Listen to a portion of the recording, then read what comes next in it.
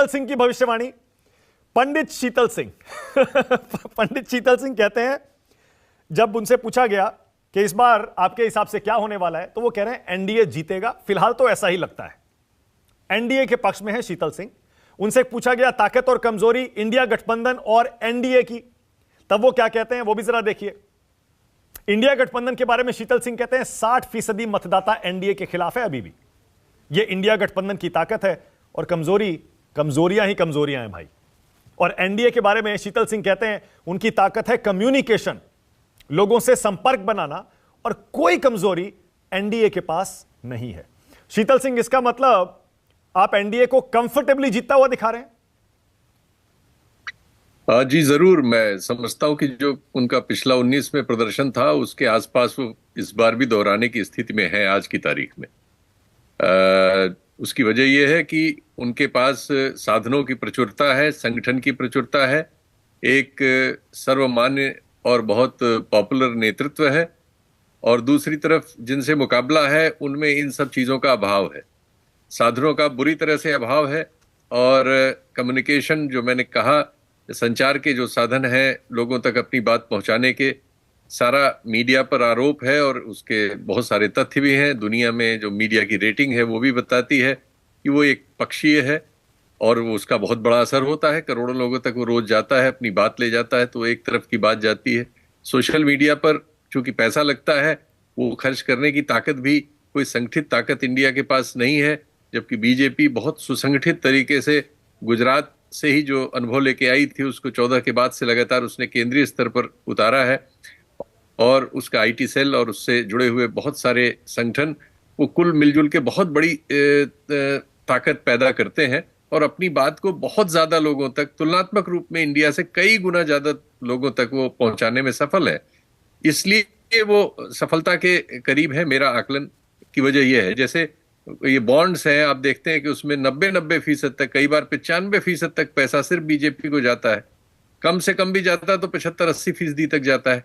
तो ये मुकाबला कैसे होगा जब जो व्हाइट में आने वाला पैसा है उसका रिसोर्स 80% एक जगह चला गया। ब्लैक का तो आप गिन ही नहीं सकते, क्योंकि केंद्र उनके पास है, राज्यों में भी उनके सरकारें हैं, नहीं है तो गवर्नर है, गवर्नर भी पॉलिटिक्स करते हुए मिल रहे हैं। और मतलब आप कहना चाह रहे हैं शीतल जी, अगर इतना ही पैसा इंडिया गठबंधन के पास आज की तारीख में होता तो ये मुकाबला कड़ा हो जाता? हाँ, तो बिल्कुल हो जाता हो। तो पैसे तो, साधनों से तो बहुत चीजें बदलती हैं। वो भी शायद उतने लोग खरीद पाते जो सोशल मीडिया और सब पर उनके लिए तलवार भांज रहे होते। बहुत से लोगों को उपकृत कर पाते जो इस वजह से बदल जाते हैं। ये सब तो, इसमें तो कोई शक ही नहीं है। अच्छा। साधन तो सबसे महत्वपूर्ण है। मतलब सारा परसेप्शन जो मोदी जी ने या एनडीए ने बनाया है वो सिर्फ पैसे की ताकत पर, मीडिया, सोशल मीडिया का इस्तेमाल करके बनाया है, सिवाय उसके कुछ है ही नहीं। टोटल झूठ है। बाकी तो मतलब अब क्या बताया जाए। आप आंकड़े अगर तथ्यगत देखें तो बहुत बुरी हालत है। आप 2004 से 14 तक के फाइनेंशियल आंकड़े देखें और आज के देखें, और लोगों की हालत देखें। 82 करोड़ लोगों को आपको अन्न बांटना पड़ रहा है, और 10 करोड़ लोगों के राशन कार्ड नहीं बने, नहीं तो 92 करोड़ की आबादी को आपने ऑलमोस्ट भूखमरी पे छोड़ रखा है। सारे आंकड़े बता रहे हैं, जितना आप दे पाते हैं आंकड़े भी आप छुपाते हैं। इसके बावजूद ये मान्यता है कि पिछले 50 सालों में इतनी बेरोजगारी कभी नहीं रही है। आय का जो बंटवारा है, हम पा रहे हैं कि एक बहुत छोटे सेक्शन में मैक्सिमम पैसा चला जा रहा है उनकी जेबों में, उनके साधनों में, और बहुत सारे सेक्शन से छीन लिया जा रहा है। महंगाई बेतरह है, इन्फ्लेशन पे कंट्रोल नहीं है। दुनिया के जितने इस तरह के ह्यूमन इंडेक्स के पैरामीटर हैं, सब में भारत की हालत बहुत खराब है। चाहे गरीबी का आंकड़ा हो, भुखमरी का हो, रक्ताल्पता का मामला हो स्त्रियों में, या बच्चों में कुपोषण का मामला हो, इन सब के आंकड़े आपकी आंखें, क्या जो भी आप समझ सकते हैं, सब खोलने लायक हैं। शीतल जी, मतलब क्या वाकई आपको लगता है कि इस बात पर लोग यकीन करेंगे कि इतना बुरा हाल है आपके हिसाब से देश का, और उसके बावजूद लोग मोदी को जिताएंगे और पिछले चुनाव का नतीजा देंगे? भाई यकीन तो तब करेंगे ही जब ये बात उन तक पहुंचेगी। बात तो उन तक दूसरी पहुंचती है। बात उन तक पहुंचेगी पाकिस्तान, मुसलमान, ज्ञानवापी मस्जिद, राम मंदिर, हिंदू मुस्लिम के इतिहास का दंगा, नेहरू के डिबॉच होने की बात, गांधी के चरित्र होने की बात। उनको तो आपने पाट दिया है। टनों सामग्री पैदा हो रही है इस तरह की, जो लोगों में राक्षसी वृत्ति पैदा कर रही है, लोगों का सोच समझ खत्म कर लिया है। एक गरीब देश हाल के जो असेंबली इलेक्शन थे उसमें जितना हम देख पाए ज्यादातर मुद्दे कल्याणकारी योजनाओं के थे, विकास के मुद्दे थे, स्थानीय मुद्दे थे, उनमें बीजेपी कैसे जीत गई फिर 3 राज्य? ये कोई मुद्दे नहीं थे, मुद्दे थे साधन, और चुनाव साधन से जीते जाते हैं। बीजेपी के पास बहुत साधन था तुलनात्मक रूप में, और सरकारें हैं उसके पास, एजेंसियां हैं, रोज तो आप देख रहे हैं। और वैसा भी न होने पर वो चंडीगढ़ सर, राजस्थान और छत्तीसगढ़ में तो कांग्रेस की सरकार थी, बीजेपी ऑपोजिशन में थी। क्या हुआ? कांग्रेस की सरकार होने से क्या होता है? कांग्रेस के पास कम्युनिकेशन के साधन सरकार होने के बावजूद नहीं है उस तरह के, और वो ऐसा करने में असफल भी नहीं है, उसकी कमजोरी है। ओके, मैंने बताया कि उनकी ये कमजोरी है, मेरे आपने लिखा ही है, यही उनकी कमजोरी है। वो अपनी बात लोगों तक पहुंचा पाने में असफल है। ओके, ऑलराइट, लोगों तक पहुंचाने की क्षमता नहीं है। और अब पंडित विजय त्रिवेदी, विजय, ओके, अब शीतल जी, बिहार में भी इस बार देखना दिलचस्प होगा ना कि नीतीश कुमार में वाकई कितना दम बचा है, 4 पलटी मारने के बाद लोग कितना उनके साथ हैं आज भी।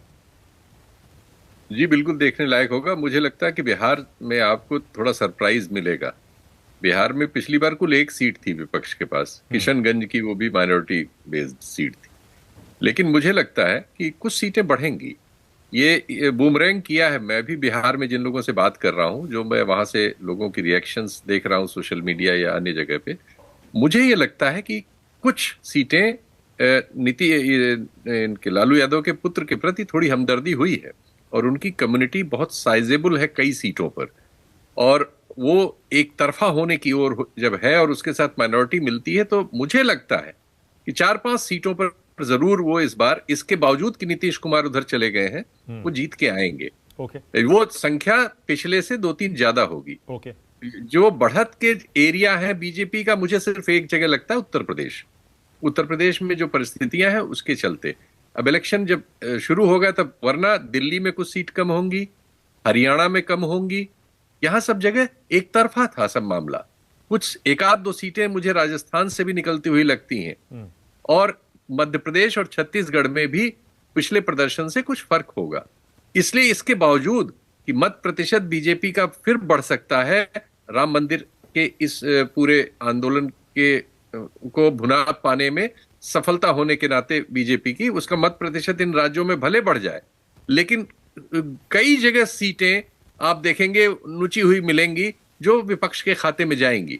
जबकि इसकी जगह हम ये नहीं पाते, जैसा सभी ने कहा, कि केरल में या तमिलनाडु में या आंध्र प्रदेश में या कर्नाटक में वो अपनी परिस्थिति में कोई ऐसा परिवर्तन कर रहे हो कि उनकी टैली में वो संख्या आ जाए जो संख्या हमारे एक मित्र ने अपनी ओर से की है। वो जगह मुझे नहीं दिखाई दे रही है, या किसी ने भी नहीं बताया कि वो जो 25-30 सीटें बढ़ने की बात कोई सोचता है, वो कहां से होंगी। क्योंकि जहां बढ़ सकती थी वहां वो 100% है। सिर्फ उत्तर प्रदेश में मान लीजिए 10 सीटें और बढ़ गई तो वो सिर्फ 10 होंगी, और वो 10 मुझे दिख रहा है कि वो इस बार डेफिनेटली हरियाणा, दिल्ली और इन 3 राज्यों में जिसमें अभी कांग्रेस हारी है, इनमें ही गंवा देंगे कम से कम। बाकी जगहों में तो निश्चित तौर पर उसमें फर्क आएगा। और बिल्कुल बंगाल में मुकाबला होगा, लेकिन बंगाल आपको विधानसभा की तरह सरप्राइज करेगा। बंगाल में अनंत विजय,